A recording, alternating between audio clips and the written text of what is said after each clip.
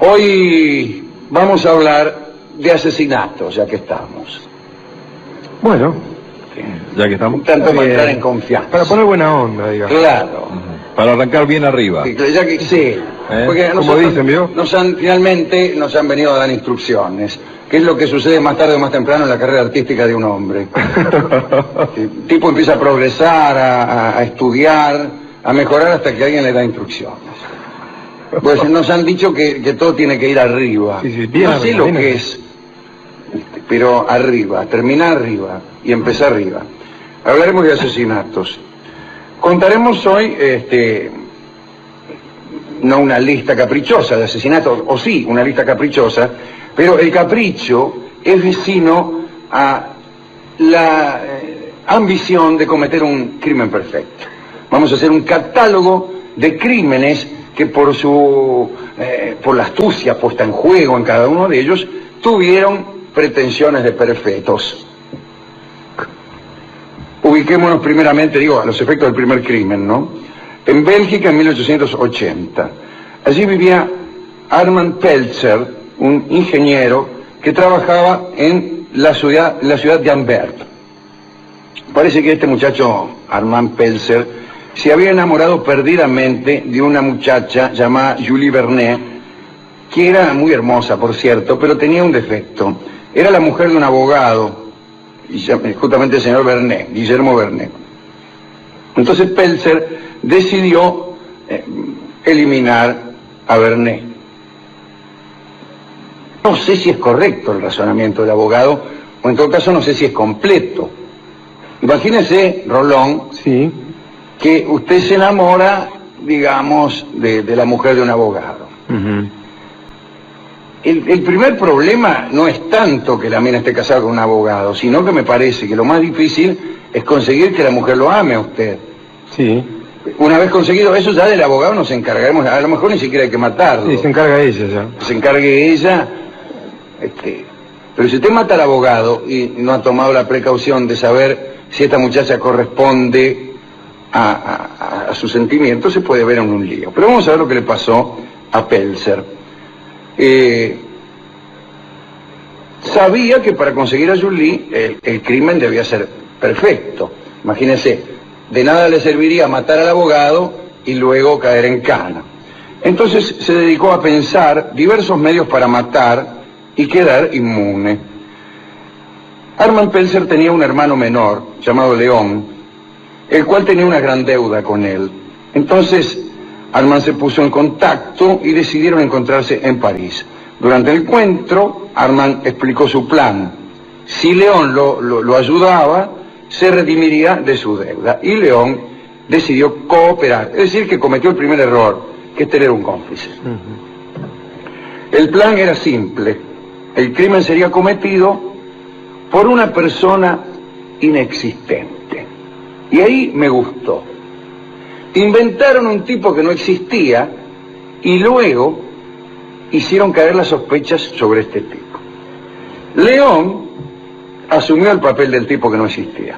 Cambió su aspecto, su complexión, su vestimenta, se disfrazó de Henry Vaughan, un millonario, supuesto millonario, que se aprestaba a crear una flota que uniría Ámsterdam y Sídney. Para lograr aquel personaje parece que hubo que pagar un peluquero especializado en peinados para teatro, bueno, cosas por el estilo. Después de transformarse en este Henry Vaughan, León visitó Ámsterdam y Bruselas, se alojó en los hoteles más lujosos y llegó a ser conocido por la mayoría de las firmas navieras. Empezó a circular en aquel ambiente. Por fin León le escribió una carta a Guillermo Vernet, al abogado, firmando como Vaughan, en la que le explicaba que unos amigos ingleses se lo habían recomendado como abogado para representar a la nueva línea de vapores en Bruselas. El abogado Vernet aceptó la entrevista encantado. León, hecho un dandy, ¿no?, con barba y con anteojos, recibió a Vernet en su departamento y en un determinado momento sacó un 6 luces y le metió un tiro, le tiró un balazo en la cabeza y lo mató. Después del asesinato quemó la peluca, la barba, se deshizo de los anteojos, se limpió el maquillaje y se fue del lugar para siempre. Y Vaughan, el asesino, desapareció, se esfumó. Pero hubo dos fallas, che. La primera y principalísima es que la viuda, tal como veníamos sospechando en el programa, Julie no le dio ninguna bolilla a Armand Peltzer. La otra es que el crimen se descubrió. Es decir, salió todo mal. ¿Y cómo se descubrió? Y nunca falta un estúpido. León se había marchado a Suiza y todos los días leía el diario buscando la noticia del descubrimiento del cadáver. Y pasaron 10 días y el cuerpo no se encontraba. Y León se puso ansioso, el tipo, ¿no? Y escribió una carta a la policía belga, orientándola hacia el muerto. Y en ella explicaba que la muerte del abogado Vernet había sido el resultado de un horrible accidente, que él había estado reunido con Vernet por asuntos de negocios, que le había mostrado un revólver y que el revólver se había disparado. Y firmaba Henry Vaughan. Y la policía empezó una investigación. Por empezar, sabían que se trataba de un asesinato. Se estableció una recompensa para quien proporcionara información acerca de Vaughan, pero pusieron en circulación la carta, que tenía la letra, ya no de Vaughan, sino de León. Y nunca falta un buen corneta. En la ciudad de Belvier, un químico reconoció que la letra pertenecía a León Peltzer. Una vez que la policía estuvo sobre la pista de León, enseguida lo encontraron, lo apretaron y batió. Los dos hermanos fueron arrestados y luego de un corto juicio condenados a prisión perpetua. 2 años más tarde, Armand murió después de compartir un vaso de vino caliente con su hermano. Esto no quiere decir nada más que eso, no se trata de establecer una moraleja inapropiada acerca del vino caliente.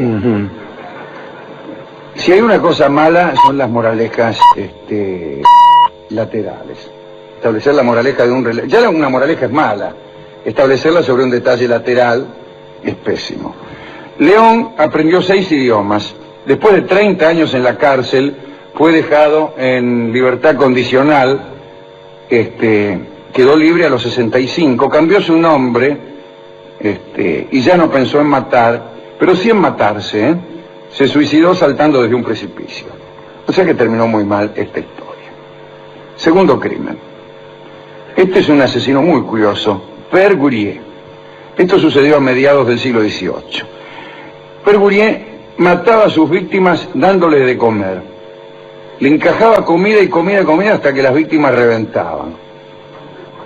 Esto lo hacía sin veneno alguno, pero también con un afán de competencia. Desafiaba a personas que comían mucho a ver si podían comer más que él. Y como él realmente parecía no tener fondo en el estómago, generalmente el competidor terminaba muerto. Pero no en una noche ni en 2. Estas competencias duraban meses. Él invitaba a personas a su casa y los hacía comer continuamente, 1 año, 2 meses. Así mató a 9.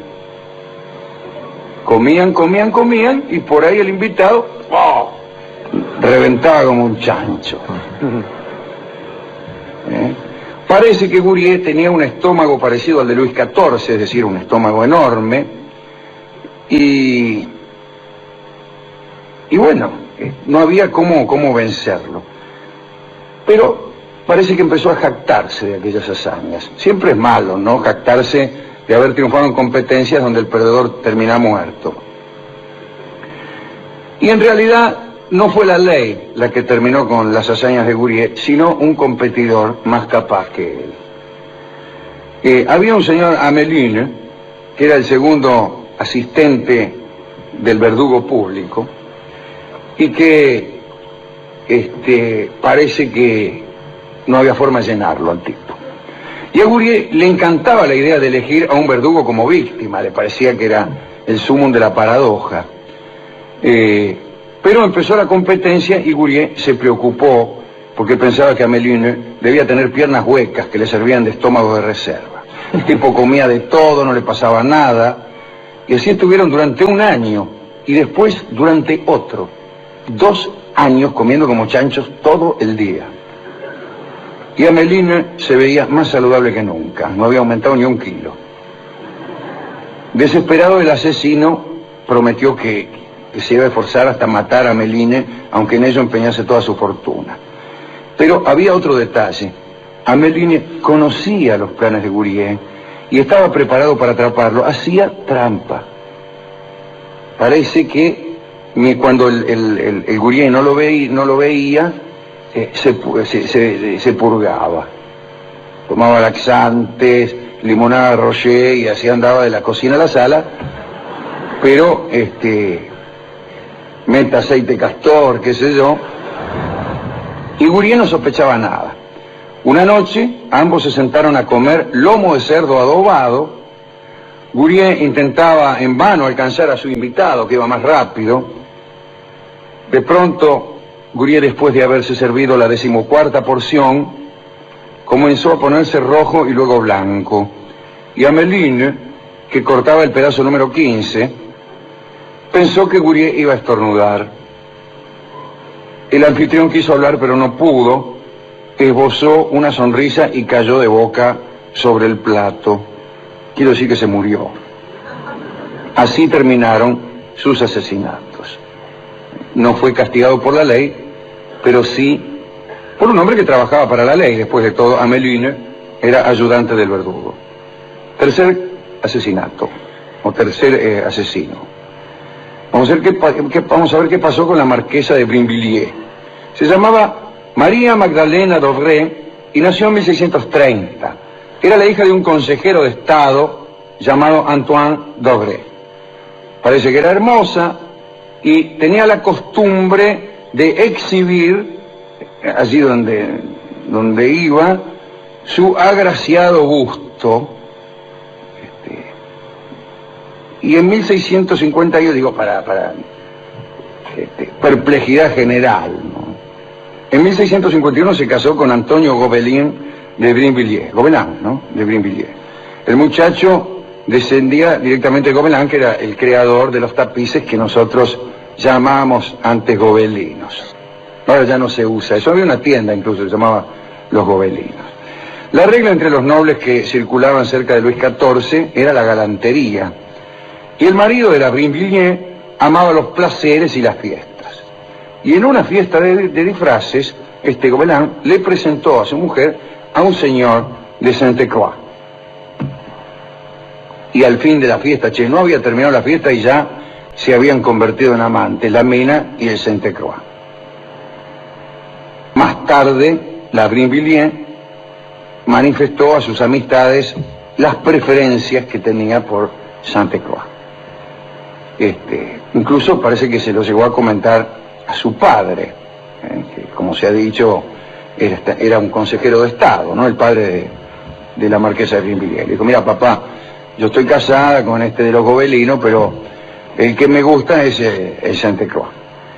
Y el viejo se enojó, no toleró que su hija fuera adúltera, incluso mandó encerrar al amante, a Sainte-Croix, a la Bastilla. Así que el amante fue a parar a la Bastilla, a ese lugar donde iban a parar todos en aquel entonces. Y allí conoció a un químico italiano llamado Della Motta. Le decían il virtuoso del arsénico, porque era experto en venenos.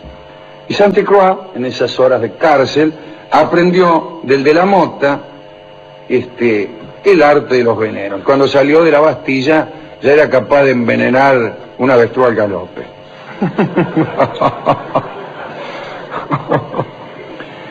Y lo primero que hizo fue enseñarle a su amante, porque enseguida volvió con la mina cuando salió de la cárcel. ¿Por qué te crees que no va a volver? Volvió con la marquesa de Brinvilliers y le enseñó el manejo de ciertos brebajes.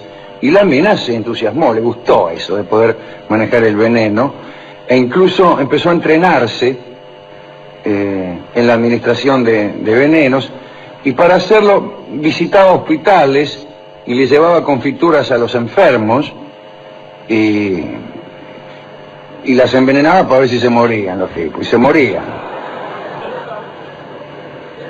Después la marquesa quiso envenenar a su padre, al viejo, al Antoine, al funcionario, lo acometieron una serie de vómitos cada vez más violentos, discúlpeme si ustedes están comiendo o algo, que al final lo mató, lo llevaron al sepulcro los vómitos. No es que lo hayan, es una metáfora, calculo yo, ¿no? Sí, por lo menos los parece vómitos lo eso. lleven a uno al sepulcro, quiere decir que empezó a vomitar y después se murió. No que